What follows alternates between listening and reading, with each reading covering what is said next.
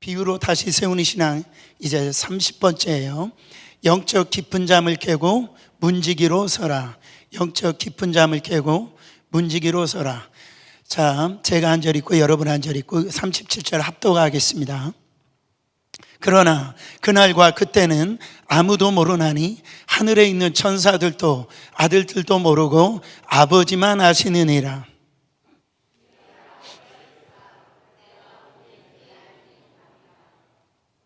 가령 사람이 집을 떠나 타국으로 갈 때에 그 종들에게 권한을 주어 각각 사물을 맡기며 문지기에게 깨어 있으라 명함과 같으니,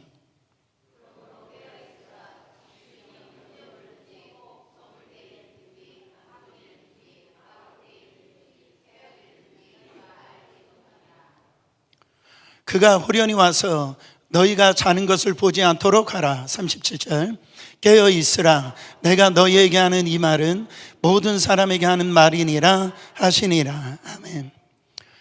제가 월요일부터 목요일, 수요일 저녁까지 이미준이라고 하는 이미교회 미래를 준비하는 그런 귀한 모임이 있습니다. 40대 50대 되는 목사님들이 앞으로 이 교회를 향해서 어떻게 준비해야 되는가 서로 또 이렇게 고민도 하고 기도하면서 귀한 시간을 나눴는데요. 제가 말씀을 준비하면서 이 준비한다라는 거 너무너무 필요한 것 같아요. 준비한다라는 거.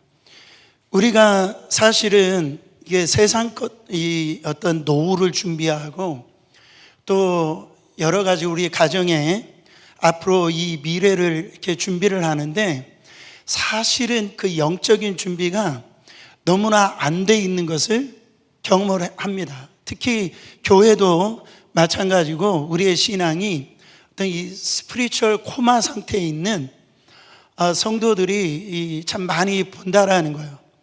그래서 이 영적인 야성을 잃어버리면서도 그거를 모르는 채 지금 신앙생활 하는 분들이 많이 있다라는 거예요. 그래서 이 오늘 말씀에 보면은 죽어 있는 자가 아니라 자고 있는 자라고 얘기하는 거예요. 이것은 우리가 신앙생활하고 있을 때 어떤 사람은 자면서 신앙생활하는 분들이 있고 어떤 사람들은 깨어 있어서 이렇게 신앙생활을 하고 있다라는 거예요.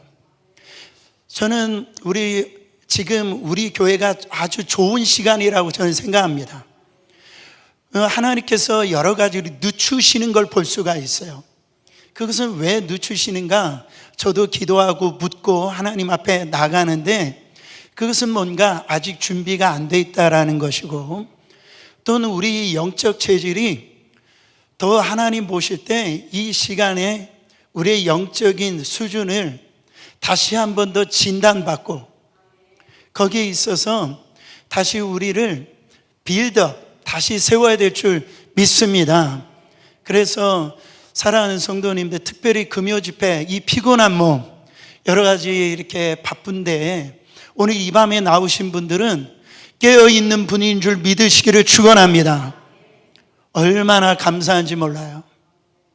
오늘 말씀에 보시면 이 예수님이 마지막 때에 그 일어날 일을 바로 그 위의 말씀을 보시면은 전쟁이 일어나고 기근이 일어나고 또한 이 지진과 핍박을 쭉 설명하신 후에 기독교적인 이 종말론에 대해 있어서 가장 중요한 뼈대를 32절에 그렇게 선포하고 계시는 것을 볼 수가 있어요. 32절 그러나 그날과 그때는 아무도 모르나니 하늘에 있는 천사들도 아들도 모르고 아버지만 아시느니라. 할렐루야. 예수님이 재림하시는 그날 이제 유다의 사자 이제는 하나님의 만왕의 왕으로 이 땅에 오셔가지고 이제 양과 염소, 알곡과 축정이 이래 이제 진리 안에 있는 자와 비진리 안에 있는 자 그 이제는 심판에 오실 그 재림의 주, 그 주님이 오시는 날을 아무도 모른다라는 거예요. 심지어 천사도 모르고 다른 본문에 가보면 예수님조차도 모르시고 오직 하나님 아버지만 아신다라고 그랬어요. 그러니까 예수님이 몇 날 며칠에 온다라고 얘기하는, 예를 들어서 다미선교회나 뭐 이런 누구든지 그날이 이때 온다라고 얘기하는 사람은 새빨간 거짓말장입니다. 그게 혹 가가지고선 뭐 이렇게 다니엘의 날 뭐 이렇게 해가지고선 뭐 에스겔 뭐 이렇게 해가지고 뭐 그런 것들을 풀어 헤쳐가지고선 대단한 것처럼 보이지만은 예수님도 몰라요. 그건 다 이단이에요. 거기에 미혹당하면 안 된다라는 거죠. 여러분, 우리가 던져야 될 아주 질문이 하나 있어요. 근데 왜 하나님이 왜 우리에게 그토록 중요한 재림의 날짜, 그 D-Day를 알려주시지 않았을까? 네? 만약 주님 오실 날짜가, 한번 생각해 보세요. 2026년 12월 31일에 온다라고 정했다라고 한다면 우리 인간은 어떻게 했을까요? 2026년 12월 30일까지 내가 원하는 대로 그냥 죄 짓고 흥청망청 그렇게 세상의 쾌락을 쫓으며 개판으로 살다가 바로 12월 20, 30 바로 전날 밤에 그냥 눈물 뿌리고 회개하고, 아마 그렇게 주여 회개합니다, 그렇게 하면서 천국 가려고 그렇게 했을 겁니다. 뭐 안 그러시는 척 할 수 있지만 이게 인간의 모습이에요. 네. 하나님께서 그날을 철저히 감추신 이유가 뭡니까? 여러분, 우리에게 불안을 주시려고 그러는 거예요? 그게 아니에요. 바로 주님이 오늘 밤에 오실지 내일 오실지 언제 오실지 모르기 때문에 성도는 매일매일 평범한 그런 어떤 삶 속에서 오늘 내 인생이 마지막 날인 것처럼 그렇게 거룩하고 치열하게 그렇게 살아가야 하기 때문에 우리 주님이 알게 하시지 않았다라는 거예요. 사랑하는 성도 여러분, 종말론적인 신앙을 다 버리고 산속으로 들어가라는 얘기가 아니에요. 기독교적인 종말론은 내가 가정을 팽개치고 직장을 팽개치고 일상의 삶을 다 부모 자식도 다 버리고 그렇게 산속에 들어가가지고 고행하라고 하는 것이 기독교의 종말론이 아닙니다. 하나님이 주신 그 자리, 주신 곳, 그 자리에서 치열하게 하나님이 주시는 그 사명을 잘 감당하다가 오늘 오실지 내일 오실지 모르지만 주님 오셔도 부끄러움이 없는 그런 삶을 살으라고 오늘 우리에게 이 종말론적인 신앙을 주신 줄 믿으시길 바랍니다. 그래서 말씀을 좀 더 들어가 보면 우리 예수님께서 오늘 우리에 대한 정체성을 오늘 말씀을 통해서 비유를 통해서 설명하세요. 34절 읽어보세요. 가령 사람이 집을 떠나 타국으로 갈 때에 그 종들에게 권한을 주어 각각 사물을 맡기며 문지기에게 깨어있으라 명함과 같으니 그랬어요. 주인이 타국으로 갈 때 여러 가지 비유를 통해서 이 설명을 하시는데 종들에게 지금 일을 맡기세요. 그런데 그냥 일해라 끝나지 아니하시고 그 종들에게 뭐를 주었대요? 권한을, authority를 주었다라요. 권한을 주었다. 여러분, 우리는 이 땅에 내팽겨쳐진 그런 영적인 고아들이 아니에요.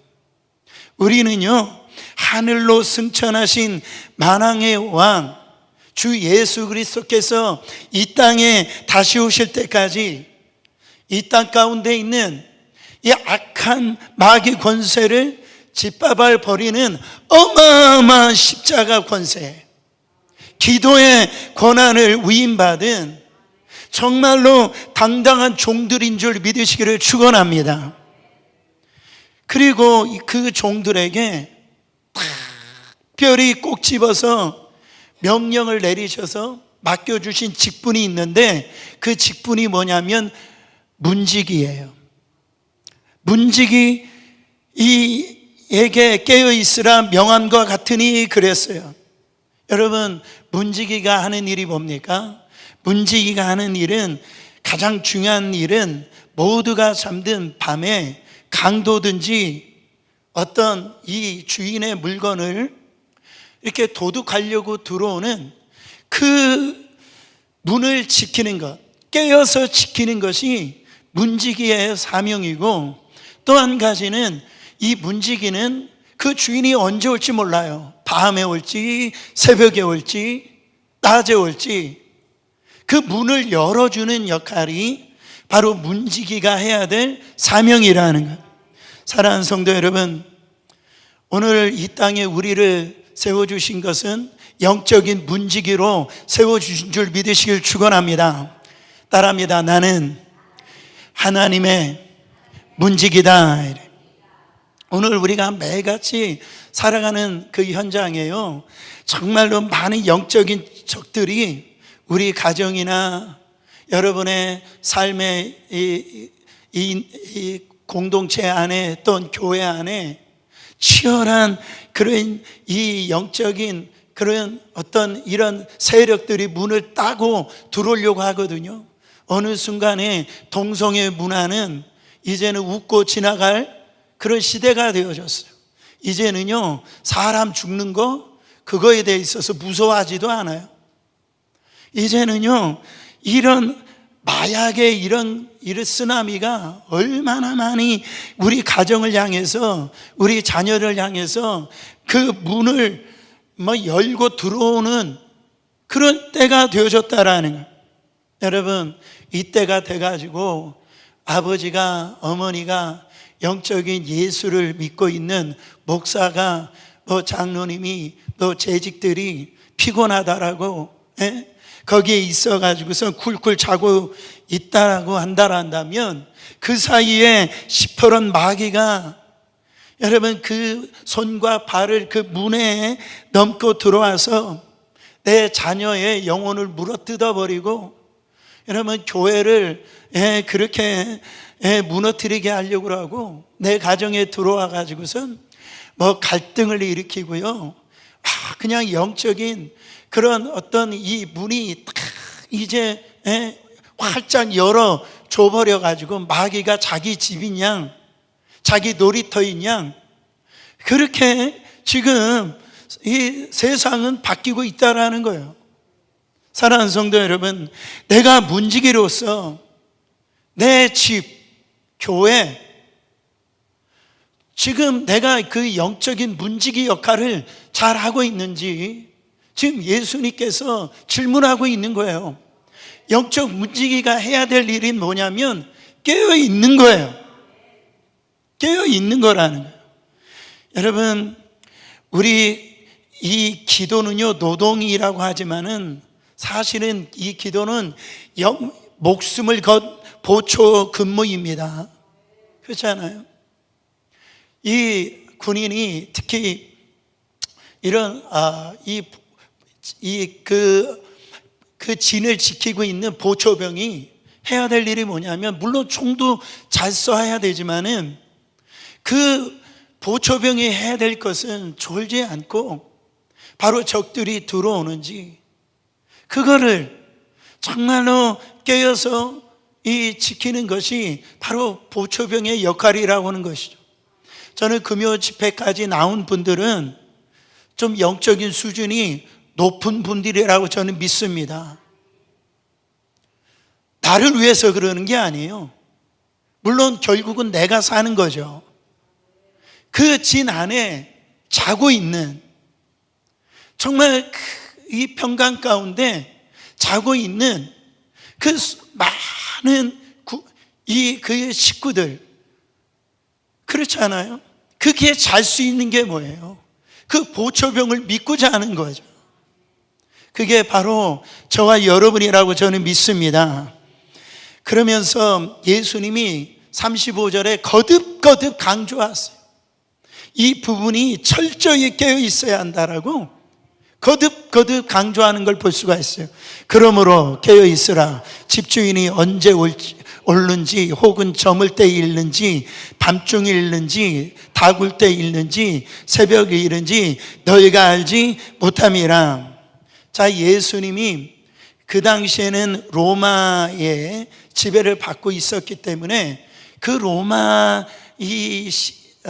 때를 이렇게 4등분으로 그렇게 지금 말씀하고 이 그림을 보여주세요. 여기에 4경을 얘기하는데 제1경, 2경, 3경, 4경으로 해가지고 3시간씩 6시부터 9시가 1경, 9시부터 12시까지가 2경, 이 12시부터 3시까지가 3경, 3시부터 6시까지 동투기 절 때까지가 4경. 그거를 통해서 얘기를 하는데, 여러분 여기에 어떻게 보면 마의 구간이라고 그러죠. 가장 보초병이 깨어있기 힘든 구간이 언제예요? 제가 볼 때는 3경이나 4경일 거예요.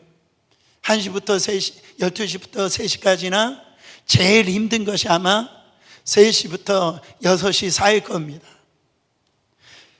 그때 여러분 어떻게 보면 가장 춥고 가장 배고프고 온몸에 에너지가 다 빠져가지고 이 눈꺼풀이 천근만근 되어졌을 때에 무너져 내리는 그 시간, 아유 내가 딱 5분만 눈 감고 있지 할 수 있는 그런 피로감이 몰려오는 그 시간이라는, 오늘날 우리가 살고 있는 시대가 제가 볼 때 영적인 3경이나 영적인 4경이라고 저는 그렇게 생각해집니다. 이제 믿는 자들이 다 피곤해요. 다 바빠요. 책임지지 않으려고 그래요. 그 시간은 누가 대신해 주고 싶어요. 그 시간은 내가 그 보초를 쓰고 싶지 않아요. 지금 이때가 그런 것 같아요. 목사님 너무 피곤해요. 먹기 살기도 바쁜데 어떻게 그렇게 파워 성경 클럽도 하고 어떻게 전도하고 어떻게 우리가 이렇게 모입니까? 화요일날 어떻게 나와서 기도해요? 그냥 요즘에 목사님 모르셔서 얼마나 바쁜지 몰라요. 그냥 적당히 주일만 나오는 것도 감사하세요 목사님. 근데 오늘 36절에 예수님이 뼈 때리시는 말씀을 하시거든요. 그가 호련히 와서 너희가 자는 것을 보지 않도록 하라. 그 주인이 와가지고 너희들이 자는 것을 보이지 않도록 하라. 피곤하시죠? 지쳐 있으시죠? 그래서 마귀가 주는 그 달콤한 수면제를 먹고선 영적인 깊은 잠을 빠졌습니다. 그때 우리 주님이 호련히 갑자기 재림의 나팔 소리를 이제 하늘에서 울리실 때 주님이 임하신다라 하면 잔에 기름을 준비하지 아니하는 그 미련한 여인처럼 그렇게 여러분 통곡할 날이 올 수 있다라는 거예요. 제가 목회하면서 이렇게 보면은 그래요. 이 영적인 부모가 깨어있지 못해가지고 그래가지고서는 가정이 망가지게 되어지고 자녀가 영적으로 망가지는 것을 많이 보게 돼요. 다른 사람 탓할 게 없더라고요. 내가 깨어있지 않아서 그래요. 그래서 오늘 말씀에 계속해서 깨어있으라, 깨어있는데 주의해서 깨어있으라 이렇게 하는, 이것은 거기에다가 집중을 하라는 거예요. 왜? 우리도 모르게 나도 모르게 영적으로 나태해지고 영적으로 어두워지고 우리도 모르게 영적으로 병들어 버리기 때문에 그래요. 여러분 이게 놀랄 수밖에 없는데 이게 하루아침에 무너지는 게 아니라니까요. 서서히 그 우리 몸이 신호를 이렇게 보내줄 때 한순간에 몸이 망가지는 게 아니거든요. 서서히. 예. 근데 가장 심각한 건 뭐냐면 자기가 몰라. 아무리 얘기를 해줘도 몰라요. 내가 지금 영적으로 자고 있는지 병들어 있는지 그냥 그 소리가 싫어요. 그런 얘기 안 해줬으면 좋겠어요. 깨닫지를 못하는 거예요. 소아시아 7 교회 중에서 라우디기아 교회가 이런 교회였어요. 요한계시록 3장 16절 17절 보세요. 네가 이같이 미지근하여 뜨겁지도 아니하고 차지도 아니하니 내 입에서 너를 토하여 버리리라. 네가 말하기에 말한다라는 거예요. 나는 부자라 부유하여 부족한 것이 없다 하나 네 공고한 것과 가련한 것과 가난한 것과 눈먼 것과 벌거벗은 것을 알지 못하는도다. 네가 도무지 깨닫지 못하는, 너가 말하는 건 나는 부자라는 거예요. 영적으로도 나는 다 준비가 되어졌다라는 거예요. 근데 주님이 보실 때는 너같이 가련한 자가 없다라는 거예요. 너같이 불쌍한 자가 없다라는 거예요. 지금 너는 다 벌거벗고 다니면서 그러면서도 그거를 깨닫지 못한다라는 거예요. 얼마나 불쌍한 거예요. 베드로전서 4장 7절에 보면은요, 만물이 마지막에 가까이 왔으니 그러므로 너희는 정신을 차리고 근신하여 기도하라 그랬어요. 베드로 사도가 왜 이런 말씀을 했을까요? 베드로가 이 부분에서 실패했기 때문에 그래요. 예수님이 십자가에 달려 돌아가시 전날 밤에 예수님이 그 중에, 여러분, 베드로는 예수님에게 그렇게 사랑을 받았어요. 내가 심히 괴로워서 죽게 되었으니까 나를 위해서 기도해 달라고 그랬어요. 부탁을 했단 말이에요. 근데 베드로를 비롯해서 제자들이요, 다 잠을 잔 거예요. 깨어있지 못한 거예요. 예수님이 3번씩이나 우리 주님이 깨어있으라고 말씀하셨는데 거기에서 잠을 자버린 거예요. 여러분, 그것으로 인해서 베드로는 실패를 했어요. 예수님을 팔아먹었어요. 배신했단 말이에요. 베드로는 그게 정말 한이 된 거예요. 한이 된 거예요. 그래가지고 이 베드로가 오늘 말씀에 마지막 때에 가까이 왔으니까 너희들 나처럼 그렇게 안일하게 대처하다가 하나님이 말씀하시는데도 예수님이 아직도 안 오셨네? 뭐 내가 별일이 없네? 그래가지고서 내가 이렇게 사는 게 바빠가지고 그냥 세상에 내 마음을 다 뺏겨가지고 편안하다 그러다가 어떻게 됩니까? 그러다가 예수님을 떠나는 거예요. 예수님을 세상에 팔아 넘기는 거예요. 베드로는 거기에 실패했기 때문에 만물이 가까이 왔으니까 너희들 깨어서 기도하라고. 그렇게 지금 베드로는 그렇지 않으면 너희들 나처럼 넘어진다라고 그렇게 지금 얘기를 하는 거예요. 사랑하는 성도 여러분, 그건 목사도 예외가 없고요, 장로님도 권사님도 다 예외가 없는 거예요. 누구나 기도하지 아니하면 다 시험 들고 다 넘어질 수밖에 없는 거예요. 안심하면 안 되는 거예요. 마태복음 13장에 보면은요, 이미 말씀드린 10분인 자의 비유가 있고 연이어서 그 다음에 가라지 비유가 나옵니다. 악한 마귀가 계속해서 가라지를 뿌리고 다닌다고 했어요.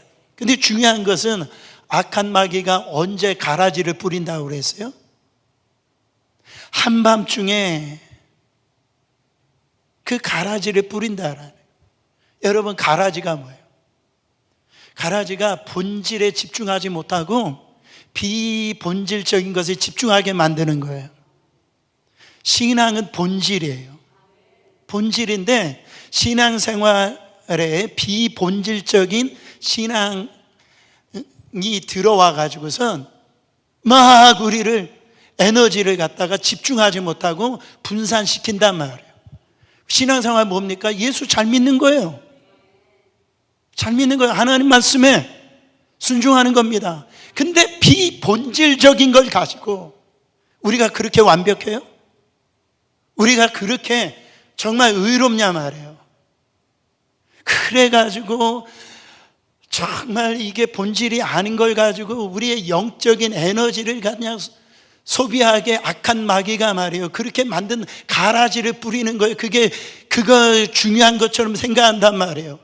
본질적인 거, 영혼 구원하는 거는 그런 것에 집중하지 않으면서도 우리가 가만히 생각해 보세요. 말씀에 집중하지 아니하고 그냥 엉뚱한 데다가 목사도 그렇고 뭐 어떤 재직들도 그렇고요, 다른데 그냥 눈이 다 멀어가지고 에너지를 거기다 다 소비하게 만드는 게 가라지를 뿌리는 거예요.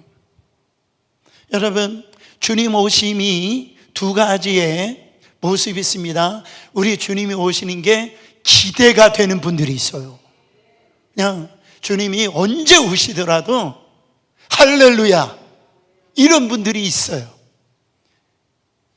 여러분, 근데 기대가 안 되는 분들이 있어요. 이건 좀 그냥 지나가는 말이지만은 갯돈 1번 타신 분들